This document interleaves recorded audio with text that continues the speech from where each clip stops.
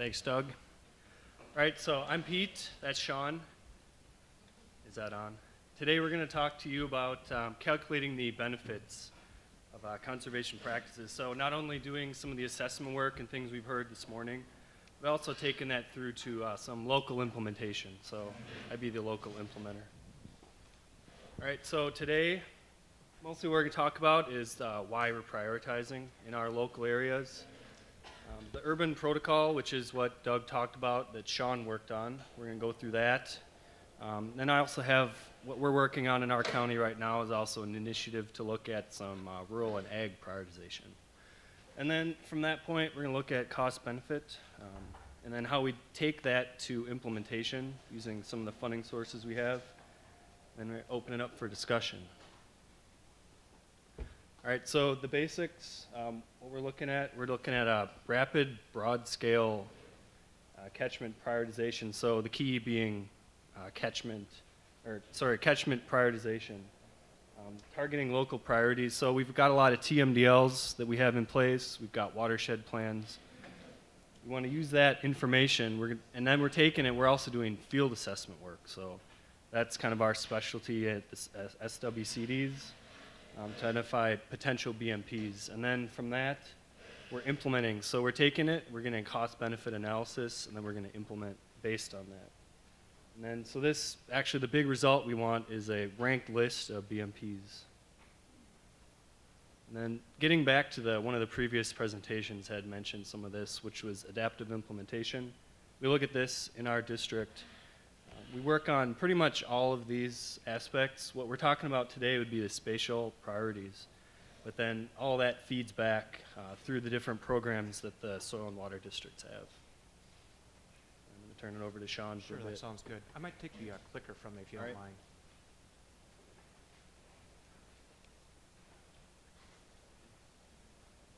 My previous coworker and I, we used to fantasize about being in an audience like this and have the lights go down and a disco ball and a strobe light go up and some high techno music come up. So that people, after they came back from lunch, oh, I'm sorry, you missed the techno music reference. I'll skip that one. It wasn't going to go anywhere anyways. After lunch, I've done a lot of these talks lately, and it always seems to be right after lunch. So I'm the lucky guy that tries to keep people awake after lunch. All right, I'll do my best. Pete and I are going to talk about kind of a two-pronged approach. A lot of our watershed districts and conservation districts and cities have fairly heterogeneous landscape, surprise, surprise. So he's going to talk a bit about the rural and ag component after I talk for a little while. And I'm going to talk about the urban subwatershed assessment. They both share a common sort of architecture in how, in general, things are done. But because of the different landscapes, different types of data, and different types of tools, there are some differences that we're going to talk about as well. The urban stuff came not from me. It came from Tom Schuler and his colleagues from the Center for Watershed Protection. I did a quick literature review on a number of methodologies a few years back, about 4 or 5 years back now, and decided pretty quickly that this was a great starting point. And so what we did is we made it a little bit more locally relevant, upscaled a few things, left a few things out, and I think we've, with the help of the 11 county soil and water conservation districts in the Twin Cities metro area and all the staff, have developed a really nice, appropriate level, rapid assessment for the placement and ranking and placement of urban BMPs. That same sort of architecture was adopted by Washington Conservation District to develop a counterpart to that for the rural and agricultural development. And a lot of the BMPs are based on NRCS standards and also using tools from the Bowser website, Russell and MinFarm and a few others. And Pete will talk more about that. Limitations of the approach. We'll talk about these right away up front. These are sort of the assumptions and sort of where you shouldn't put these and where you should. For the urban side, we're really using this for prioritization only. You're going to start to get into some design concepts, you know, essentially how to maybe optimize that BMP. But you don't want to go to BMP design with this level assessment. It's not down to the precise site level detailed plan yet because we're still don't have a contract from someone to sign. We're going to identify 500 to 700 projects. Doesn't make sense to model very, very site specific yet. That comes at the end of the assessment. So for now, what we're talking about is a pollutant volume removal number, and their numbers are really there to be a relative comparison this one more than that one? Yes, no, and in what order? So that's the beauty of this, is it helps you do that relatively rapidly for a little bit of investment in time and energy on the front end. So the actual numbers should be able to be used in a relative comparison. That's not to say that they're not accurate, but our principal function here is to develop a prioritized checklist of relative comparison between the relative return on investment for a specific project types. It's not just a modeling exercise. It's really important to understand that we're not just geeks. Well, I am. I know Pete is. He's an engineer. And I know Ross is here. Sorry, Ross. Good friend of mine from Prior Lake. We don't just do this in the office. We go out with that information, verify, validate, correct, remodel, and then go out and actually prescribe site-specific design implementations, including design criteria to optimize performance based on what we found in the assessments. For the agricultural side, there's a slight difference in the way the approach is done. Right now, they're using a metric of TP only, not TSS or TN or total metals or bacteria.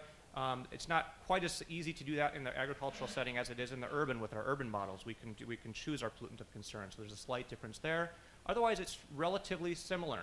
Again, not just a modeling exercise. We're trying to develop an implementation plan based on sound science. It's also important to remember that what we're talking about today is just one of the arrows in our quivers that we all work with every day, everybody in this room. So we definitely do a lot of other things to conserve the water and the soil and our habitats and our natural resources. We're going to talk about the three that are highlighted there more overarchingly: stormwater retrofits, agricultural management and retrofits, and source controls. There's a lot of words here, but actually what we're really doing here is all of the things you've heard today all share a very common goal. That's the conservation of the land and the water and the socioeconomics of our region. This is addressing that portion that is currently missing. We all have TMDL plans, we've got broad regional water plans, we've got lake plans, we've got non-DEG plans, we've got all this stuff, but actual precise planning on what types of BMPs relative to the whole study. If it's a city, like Prior Lake, for example, since he's here, if the city wants to know where to put their limited time and money, which we all have a very limited time and money, it makes sense to analyze that whole area of concern, in this case, the city of Prior Lake. And then for every types of BMP that's out there, get some benchmarks on the highest performing ones that you found in the landscape. Everything else is relative to that if you're dealing with something like cost share or prioritization of where to put your money first. So that's what this methodology is supposed to do, is to bridge that gap between the broad scale questioning and give you an actual plan to implement some of the questions and answers that the broad scale stuff brought up, which is really nicely done on the planning for today's events, because I think this fits right in at that next step. It's important to remember that we're looking at about 3 different scales at this resolution. We're first looking at a subwatershed, which subwatershed to work in. We have specific tools set up to help us decide which subwatershed to work in. Within each subwatershed, which catchments are we going to analyze further, which ones won't, and I'll talk a little bit about that in a little bit. And then within each catchment, what types of BMPs, what designs do they need to have based on site-specific physical limitations. Not every bioretention cell is another bioretention cell is another bioretention cell. It's not as easy as doing the cookie cutter approach. Every site is going to have some little differences that impact the performance of a BMP, especially in the urban setting. Not so much in the agricultural setting, not as much. Another main difference, I think I'll wait on that. I'll come back to that with the urban and ag differences. This is a little bit different than I and others have done it in the past. We used to, yes, sure, Johnsons, I'd love to help you put a project in. That's wonderful, thank you. And we didn't always think to answer, well, was that effluent being treated downstream at all? If it was, how often and at what level? So this sort of flips it around a little bit. And I think most people are on board with this nowadays, so it's a little bit redundant to put this up, but it is an important paradigm shift that's happening in our industry that I think is something to celebrate. We typically have about a 5-step process. I'm going to briefly cover all of them and then get to the good stuff. Scoping, desktop analysis, followed by field recon, and actual, then come back and do our treatment analysis and cost estimates, and then the thing that everybody loves to do the most, reporting. A little bit about urban and rural differences. Pete's going to come back when he does his talk on rural and ag and talk about the right side of this table. I'm going to talk about the left side right now.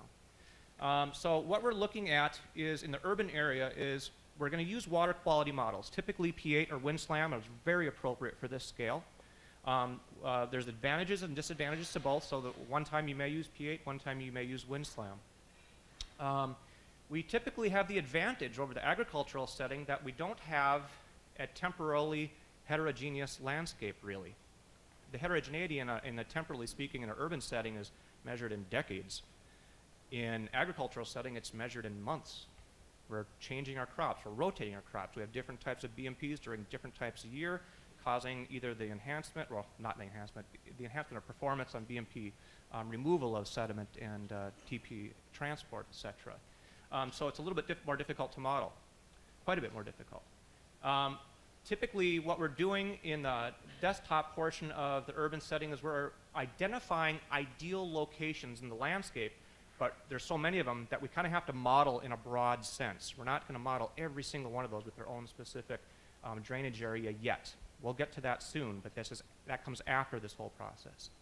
It's really nice when you're in the field to do it while it's raining for obvious reasons. It helps you know which way the water's going when there's no snow cover, because you need to see where the catch basins are, where the landscaping is, where the sidewalk starts and the curb ends. Ideal locations for specific BMPs are identified, but again, not modeled for. They're modeled in a general catchment scale way. At the end, each catchment receives a relative treatment level and a resulting dollars per pound of phosphorus, for instance, value. And that's essentially a metric. How affordable is it? If you have a fixed income of cost share money, how can I realize the most return on my investment in terms of pollutant removed, essentially, is what we're trying to identify. It does take into effect treatment chain. I don't start at the site when I ask if I should do something. I start at the lake, the river, the wetland, creek, and then I work uphill to the site. If I have 5 wet extended detention ponds and infiltration basin and a stormwater treatment facility equivalent to a wastewater facility, it makes no sense to spend $10,000 on a BMP uphill from that when 75% of the landscape is treated from 0 to 30%. And I'll talk more about that in the future here. All right, so a quick overview of urban subwatershed assessment in 10 minutes or less. Targeted optimized BMP retrofitting for us has been considering levels of connectivity to the receiving water body instead of, like I said, just looking at the parcel boundary. We need to know where the water's going and how it's behaving with its pollutant load as it's moving through the landscape to know whether we should put something there right away or not. It's not to say that we shouldn't. This is always about fixed income, fixed time. What's the low-hanging fruit? Where do we start? We're going to locate optimal BMPs instead of optimize considering the site. We're going to optimize the site as well, but first question is we're going to optimize the BMP locations with respect to the receiving water body.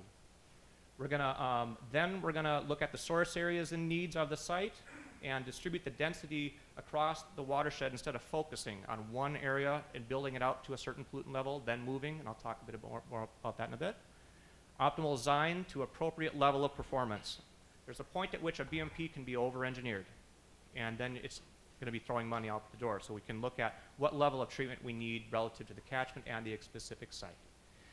Minimum team requirements for somebody doing this kind of work. It'd be really nice if everybody had all these skills, but we don't all have all these skills, so it's nice to have a team. Stormwater BMP siting is very important. Design, very important, and preferably some build experience. It's difficult to build something from a designer that's never built something and puts it in a place where it's impossible to build. That's very hard for an installer to do, but it does happen.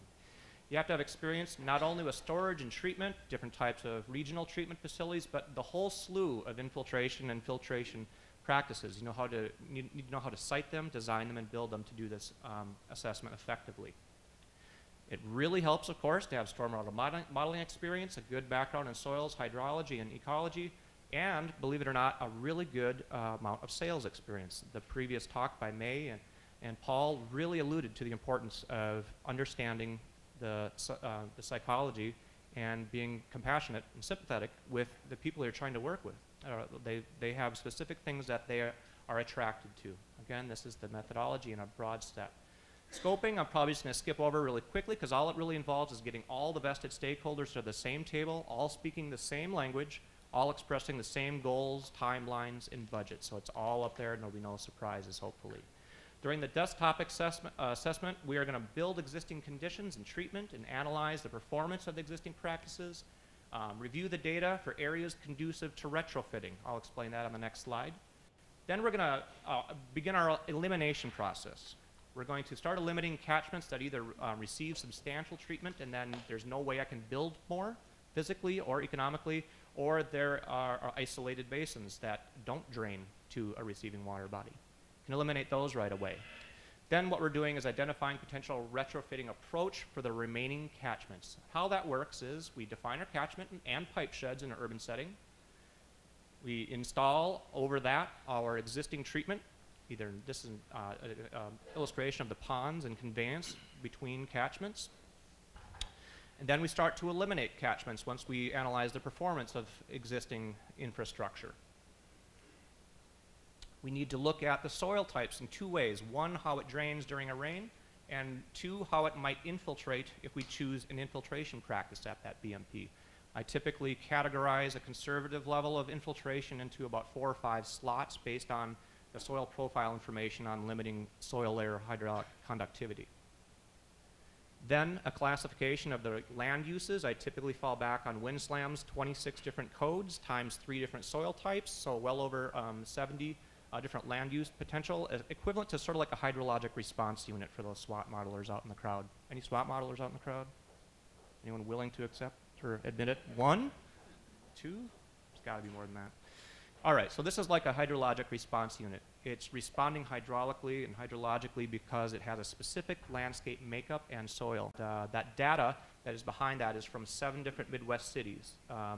The people at Windslam hired a bunch of disposable grad students and sent them out, and they digitized every single source area. A source area in an urban setting means a rooftop that's pitched, or it's flat, or it's directly connected or indirectly connected, a street that's rough, smooth, or fine textured, and the width, and it on and on and on and on.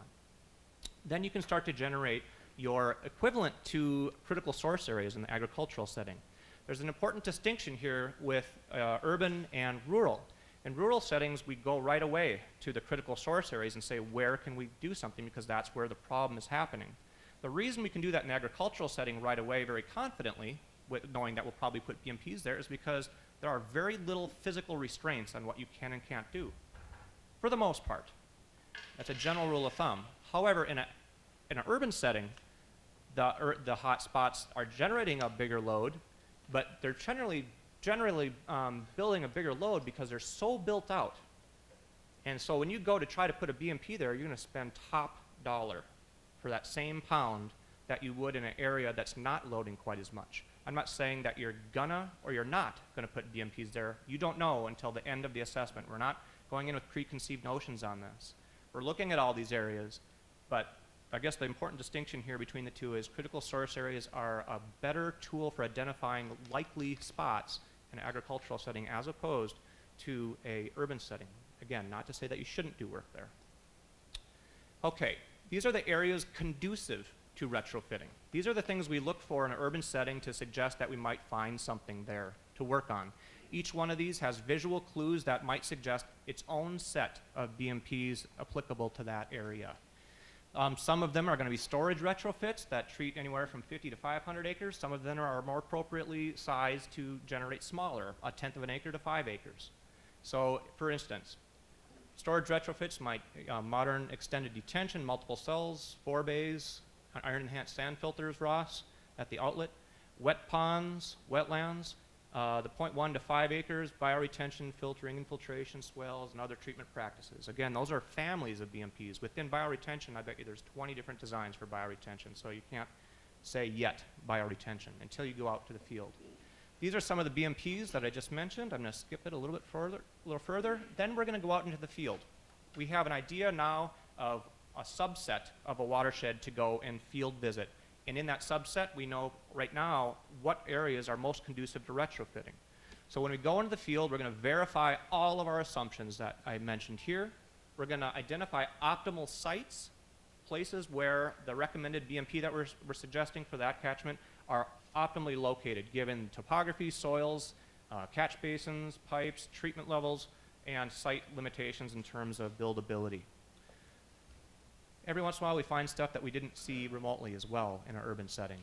That's going to happen more often in an agricultural setting. So then we're going to develop a field recon book that's basically just high-res aerial photography, parcels, storm sewer data, contour data, and soils data. Take good notes, put the dots on the map as to where we're going to do our work, and then we're going to start doing the fun number crunching portion.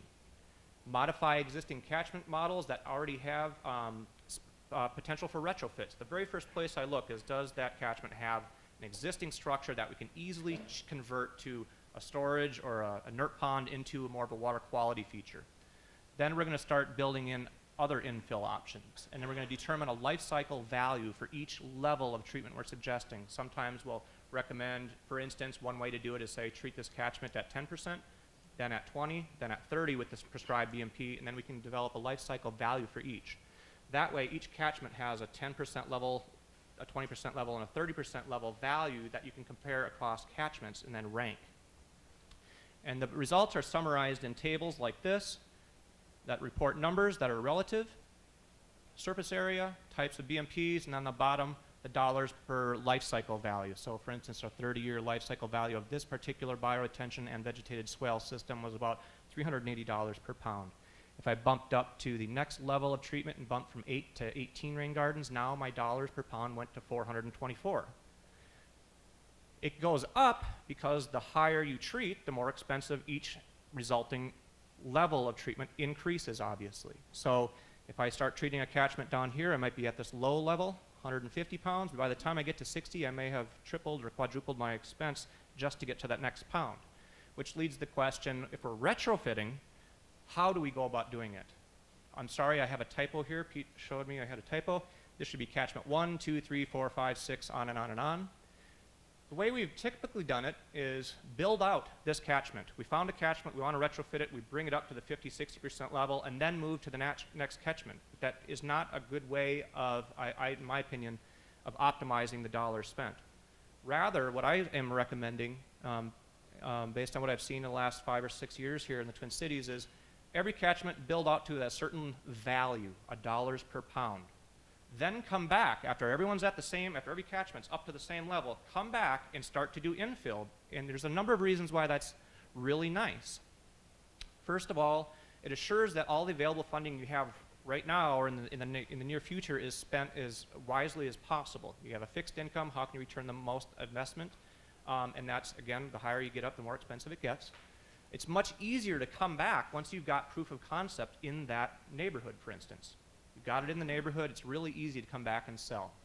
Reporting, everybody loves it, but the take-home message here is report all of your assumptions, all of your modeling parameters. It's really boring to everybody else except for the few people that really want to pick it apart, make it an appendix, and leave the data in the front.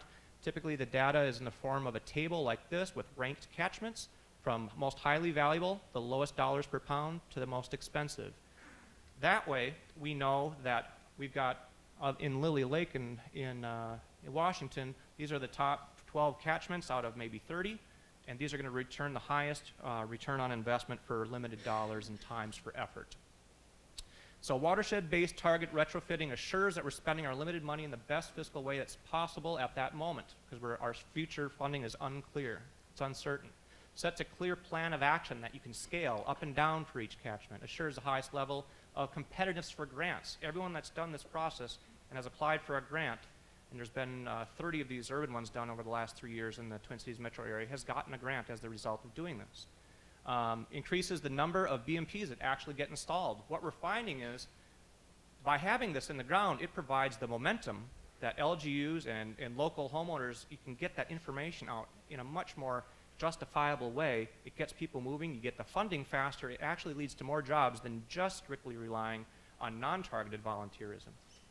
It still uses volunteerism, only now we're selecting the pool that we're going to request volunteerism from. Now we have the ability to knock on a very specific door, show them a map where they are, why it's important, what we're proposing to do, and what level of funding we're willing to give them for this project if it's a high priority. So Pete, I'm going to hand it over to you. There's a quiz at the end. Thanks, Sean. That's a lot of information. Recently, Sean and I gave a talk to the Minnesota Erosion Control Association, This was 4 hours worth of material, so you're getting a quick and dirty version. So, okay, so what we already went through the urban. So our approach is, it's a similar approach with different modeling would be a big difference. So with our desktop, we are looking at the Russell. Now that was mentioned in Dr. Mulla's presentation as one of the things that they're looking at. What we're doing is we're taking a Russell model. We ran it in our whole area, countywide. And then just within our study area, we had a pilot project, and I'll go through that later. But then we're looking at it, Sean mentioned this too, a dynamic landscape that's changing as we go through the year. There's crops that grow at bare soil conditions some of the year on the ag fields. And then we're looking at, during that phase, looking at ideal places to put BMPs, hard to get to locations.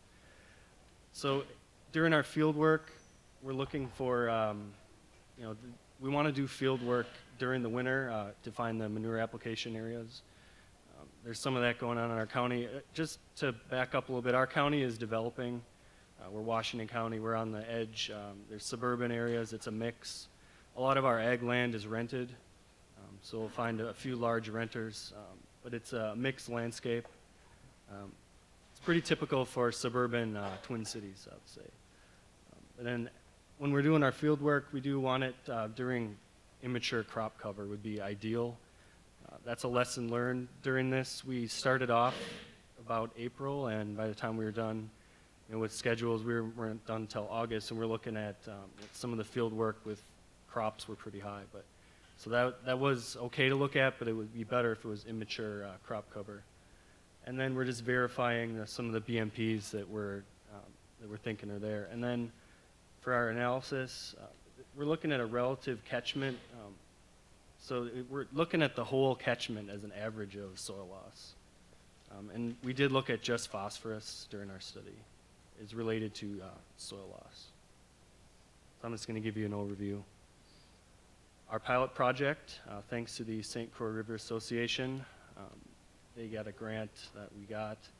We're identifying the top 50 rural non-point phosphorus sources draining to Lake St. Croix, impaired water body, target. We're working on a TMDL. We're going to identify top 50 areas and then implement 5 too. So this is all tied together. So we've got the funding to do the study and to implement. It's in southern Washington County, and we're in the implementation phase right now. So a lot of this stuff is similar to what Sean just went through. I'm going to highlight some of the differences. So we do still work on scoping. It's the same slide, just to hammer this home that it's bringing together a group of stakeholders. Have your scope of your project. For the desktop, this is also the same basic idea. We're looking at building existing conditions map and model, but using Russell. So this is where it gets to the cool stuff as an engineer, I think. Anyway, this map is showing our study area. We're pulling out of that a bunch of catchments. So how we ended up on that was from this DNR auto catchment data set, they're calling it.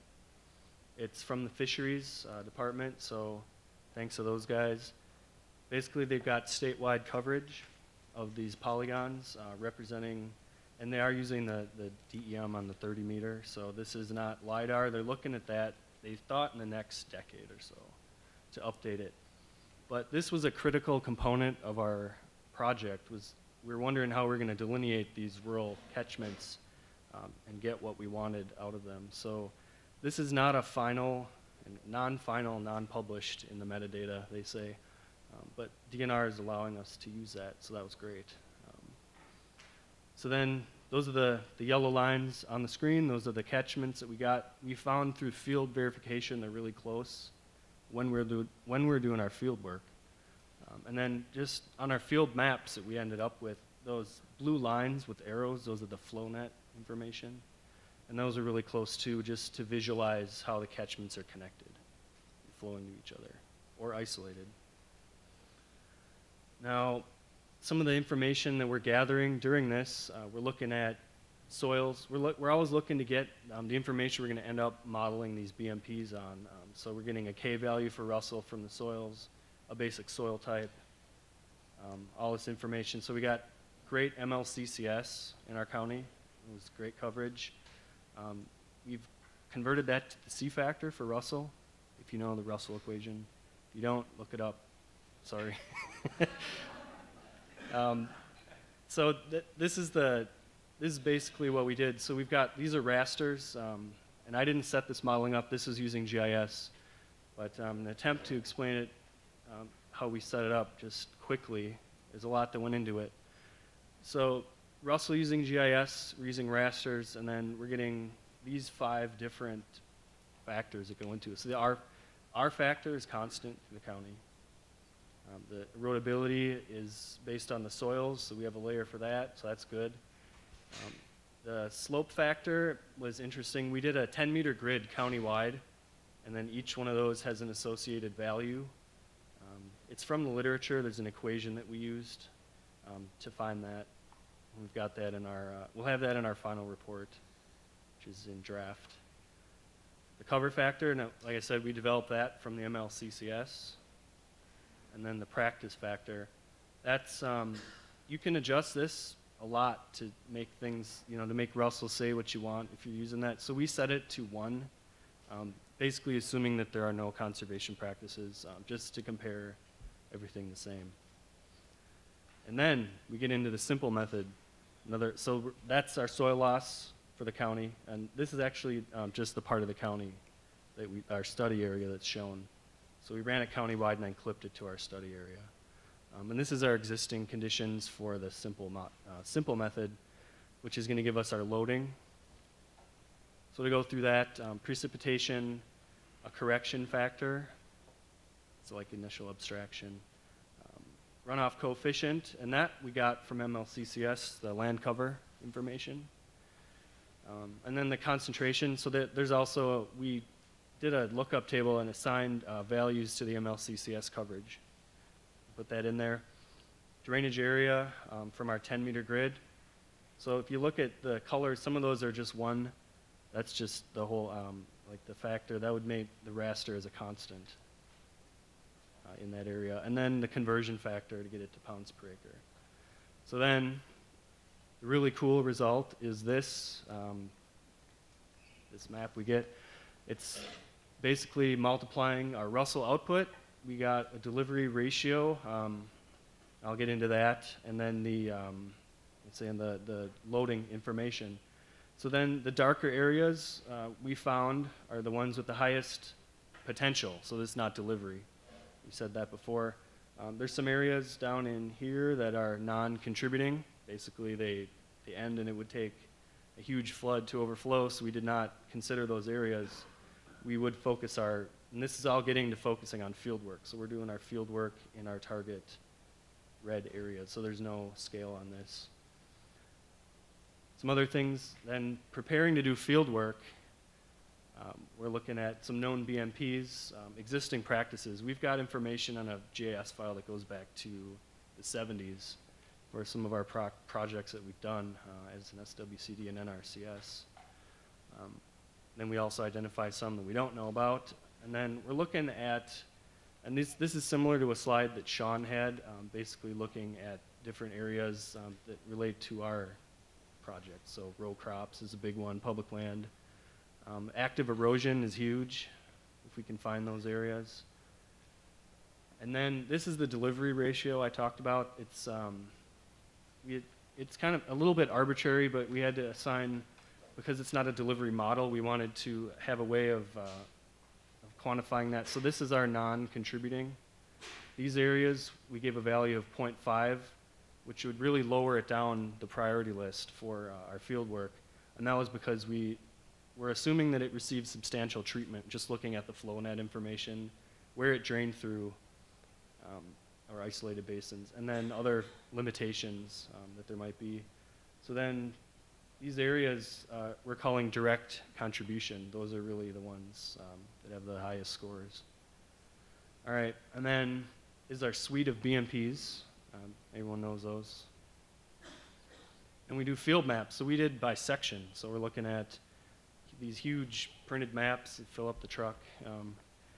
we write on them, we put all the information we want using a standardized field methodology in association with these.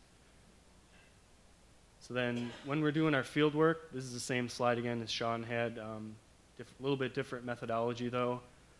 We're wanting to look at the catchments and make sure that they're right. They look really good. The DNR catchment data is great for the most part. And the slope of the land is pretty right on with the catchment. And we're just verifying that. And then this is a little document that I came up with for the field methodology, just so we have different people going out in the field that they know what they're doing and it's the same method the whole time. Another lesson learned, you need to take really good field notes and have a training before that. Handwriting training too, possibly. And then this is also goes along with that field methodology. This is a list of BMPs, just a standard thing that everyone could use to transfer to GIS. So then I could take that and put it in GIS without having to go ask what they meant. And then we're actually on to the treatment cost. So we're quantifying our pollutant removal for the BMPs that we actually identify in the field. We're getting most of our inputs for our models from the field and then also those GIS layers. And then we, based on previous projects we've done, other information, we were estimating project costs. So another reminder on this, we're looking at, this isn't a delivery model, we're looking at rapid analysis, prioritization, and implementation. So we're quantifying these BMPs. We're using the Bowser spreadsheets that's on their website to get loading information and also Russell before and after. I'll get into that. And then we're looking at this field information that's transferred to GIS. So here's a Bowser spreadsheet. And these are great for, it's one of the tools we have just to estimate loading from areas. We're using that for things like grass waterways, sediment basins. So we're going through and getting a rough design for all these. And then we can also do before and after by switching some of the Russell factors like cover factors. So then there's guidance on choosing the right calculator. What we end up with then is a result in estimated pollutant reduction for each BMP and BMP type. I wish this was more dramatic. This is kind of the results. It should look cooler, I think, but that's the table that we got. With all this information, all the inputs I've been talking about are all up here. Some of the loading information from Bowser spreadsheet, the soil loss, drainage area, all this stuff. It's design information for, this is the grass waterways, the grass waterway ranked. And what we did was, I had 20 some waterways that ended up running through this. And then, just like the other one, we've got cost per pound ranked. So at least we can tell which ones would be great and which ones just aren't going to be viable at all. So a lot of that, we've got some bigger drainage areas, so that might be one factor, but really it comes down to we're finding a lot of good projects and it correlates with what these numbers are. Our removal rates, we used kind of the MIDS approach at 40% removal from the literature, so it's pretty general for removals. And then another report. So what we end up with is basically that spreadsheet that I just showed for different BMPs. So we can go through, we have sediment basins, waterways, ravines, all the great ag BMPs we have ranked and in our executive summary, and then they end up with a list that we can give to our partners and say, these are our priorities based on our area. That's a lot. Okay, so that's the basic process that we've got. Now we want to take it, and we've got this cost benefit we want to actually implement. So Sean talked about this before too. We've got very good success with grants using this process. We're using our, this analysis report would be a primary reference for applications. The partners were involved up front, so they're already aligned with the goals of the partners, all these projects and practices. They're likely to provide match, And then we're already built our local capacity, working with all our partners and future. We're into phase 2 and 3 of some of these urban ones already after 3 years. So we have a local implementation team, not only us at the SWCD, but also our partners, watersheds, cities, local groups.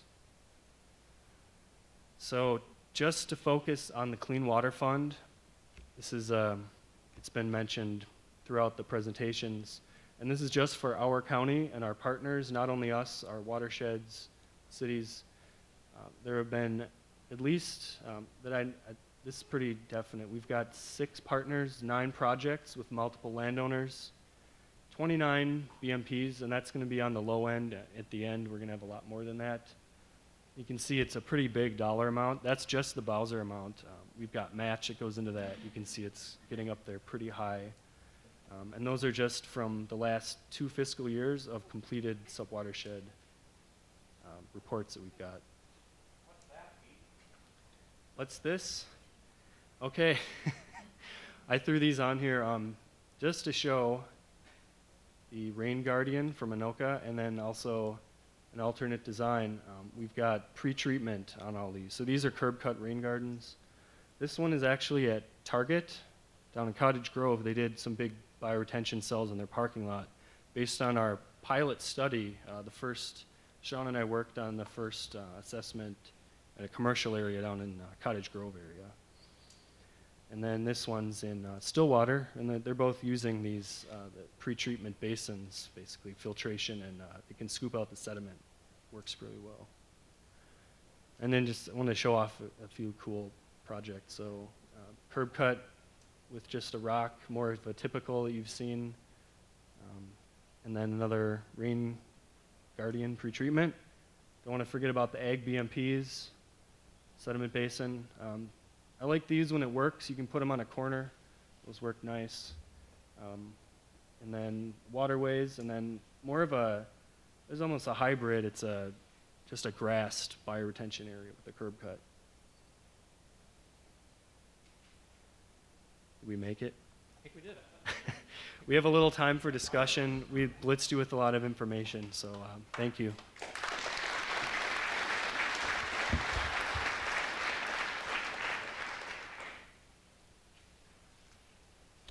Yes. Are you going to work water volumes into this at some point? You're dealing with contaminants right now, but what about treatments of volume reduction? Yeah. A lot of the projects that we're working on are under the guise of some guiding document like a TMDL or something along those lines. And the goals that the way we develop our analysis is based on that overarching plan. So a city might be on the hook for a municipality. MS4 might be on the hook to show that they're doing some reductions in a certain type of BMP or a certain type of pollutant, be it volume for channel stabilization purposes and flooding control, or for the reduction of phosphorus or nitrogens, typically driven by that overarching plan. There are some situations where it's not explicitly defined in a legal document of some sort. And then it is the group of stakeholders that get together at the table at the very beginning that suggest, okay, we have a list of about 15 or 16 top reasons why somebody would do retrofitting work. And sometimes that's volume control. And some other times it's not. It just depends on what's going on and what the working environment is on that. Our water quality event is going to vary depending on local jurisdictions, so it might be 1/2 to 1 inch, and a lot of times in the urban area, that's what we're trying to do. To get volume control in an urban area, you need the right soils and you need the right land to work with in terms of storage. And a lot of times, we're working in very dense situations where there is no more available land for storage, and we're having to rely on infiltration for volume control. But the rate at which you'd have to do it to get significant volume control is a couple of years worth of implementing these plans to realize that return on investment for something more than the 1 inch event typically. So this gives you the starting point, and you build towards that goal. If it's volume reduction, then you need to know, you'll model ahead of time how far ahead you've got to build out this infill to get to, if that answers the question.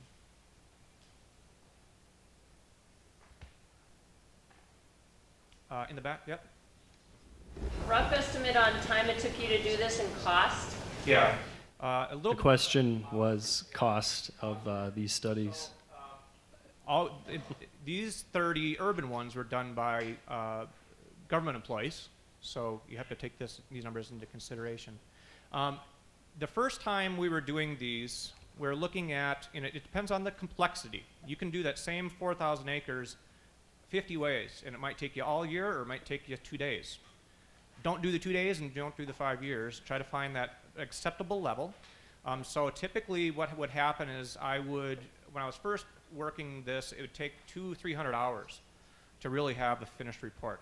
Now I'm down to 120 to 180 depending on what level of detail people want in the report and what level of detail the analysis is. And so that you can guide that complexity and time investment right on the front end by when you do the multiple level weeding down of areas, especially when you're looking at catchments. You can, if you know you've got 50% of your area going directly to the lake, and you've only got 3 other ponds to visit in the treated areas, you can whittle all the other ones down that have sufficient treatment or have ponds that can't be rebuilt. So there are ways to adapt the time commitment. We plan for about 100 to 200, and you get much faster after you've done about 3 of them. After you do about 3 of them, you feel like you can fledge on your own typically. But so then it's a matter of how much your hourly rate is. And I'll let you decide what that is. But plan for 200 for now, and you can probably get it down to about 25% less than that over time. With our pilot rural and ag project, it would be a little higher than that at this point, but we're also looking at the best information we have available. We don't have LiDAR, so we looked at the county 2-foot to make the DEMs. But anyway, it's probably a little bit higher, and our areas are larger, so the field work takes a little bit longer, but we'd probably be a little bit, maybe 25% higher than that range at this point, but this was a pilot project, so it's experience. Sort of gets a that down. magnitude of 10 in sort of area service too, from what I'm kind of gathering, is for every acre of time in an urban area, you're probably getting another 10 to 20 acres of ag done with the same amount of time. I think would be a fair. Pete, you'd probably be the best one to answer that assumption. Is that in your experience about right? Yes. Got time for one last question. Okay. You didn't touch on the last phase of the urban retrofit. You mentioned you've done about 30 of them. Yeah. Can you just say a little bit about the door knocking that goes on Sure. at the end and the success rate that you guys have seen with that? It's a little bit variable given economics. However, what's worked out really well in the metro area is to have an 11 by 17. You do a mailing or 2 ahead of time to let them know you're going to stop by, but have an 11 by 17 that has a picture of that catchment delineated, a little star on the map for that specific property, a close-up of their property. This is the personalization aspect. And then what is the BMP you're talking about, why it's important, what's the connectedness of that property to the receiving water body. And on the back side, examples of the installation process, a couple of examples of finished product, and then a quick blurb on what the homeowner would be on the hook for. And the success rate's been pretty good. Anywhere from, you go out and you knock on 100 doors, 50 to 75. So it's anywhere from 50 to 75% initially. You always get some that kind of bug out right about the time you ask them to sign the dotted line. Or you even get some that sign the dotted line. It's not really a legal binding document. It's sort of a letter of intent. And so your success rate's pretty good. You have to have the right person doing it. You have to be very easygoing and friendly and understanding and willing to listen and spend more than 5 minutes talking. But not planning on conveying more than a couple of minutes information, 2 or 3 minutes tops. And hopefully, like the previous talk stressed, you've already developed some relationships through other programs. And in the urban environment, that's how the Blue Thumb program has been used quite a bit. Get out there, talk with the constituents, get a working relationship already so you can take that to the next level if you happen to run into them again in the near future. So success rate's pretty good on that door-to-door. It's vastly better than just putting out carte blanche, emails and mailing, and then asking for someone to come in. Because I'm not kidding, 95% of the time the people that want to do it are the people that are direct on the top of the hill or on the downhill side of the catch basin, or have a $20,000 retaining wall that you'd have to ask them to remove. It happens almost invariably. So it's really nice to have all that already figured out. Knock on that door specifically. The person who's going to do the design work, it typically works best. Or somebody that's very well versed in the design. It would be similar in the rural and ag areas as well. We're at SWCD, so they see our truck. They kind of know a lot of the landowners, know who we are, so it's interesting that way. But it is a little bit different. We don't have the laminated cards, but we work the previous presentation too. They love to talk about their land, so get in the farm truck and talk about the waterway, and actually providing the levels of funding that we have through these grants is a big push as well. We're able to provide 75 or 100% most of the time, Yep. and that's probably the biggest factor would be the local match and then the Bowser grant or other NRCS funds. So that's pretty much the biggest factor in the areas, especially because if people are thinking they're going to be they're renting the land, they don't know, the renter's got to sign off on it. But anyway, it would be just they got to put in a 10-year. The cycle of the projects are 10 years with the state cost share too. So we got to, if they're going to develop sooner than that, we're looking at maybe they won't be doing a project either. So that's another factor in a developing county. All right, thank you.